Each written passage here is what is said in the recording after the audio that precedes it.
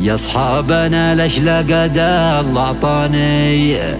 بتحسدوني والحسد مرئية،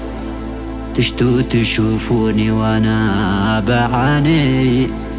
وسمكم لاقى الظهر تسالية، وسمكم لاقى الظهر تسالية. شيلة كتب كلماتها الأخ جلال محمد المنصوري من أبناء يافع العرقة الزفق، وتعبر عما فيها أداء الشاعر أبو عزة إبراهيم.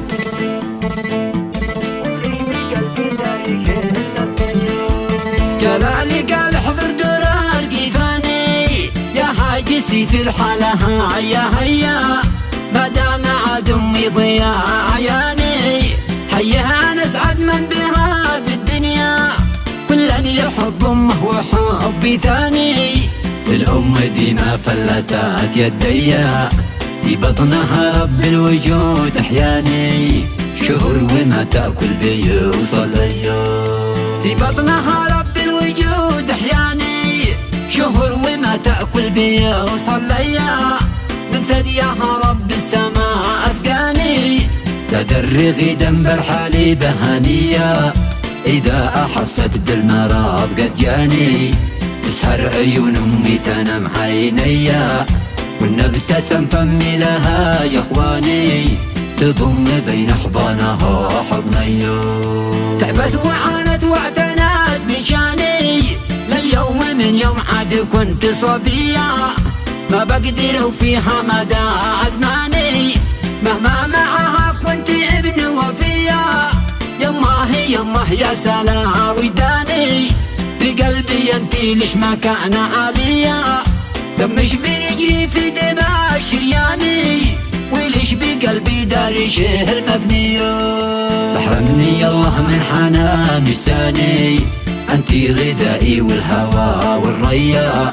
والله العظيم ما بتراي عصياني، بظل اطيعش طول ما انا حيا،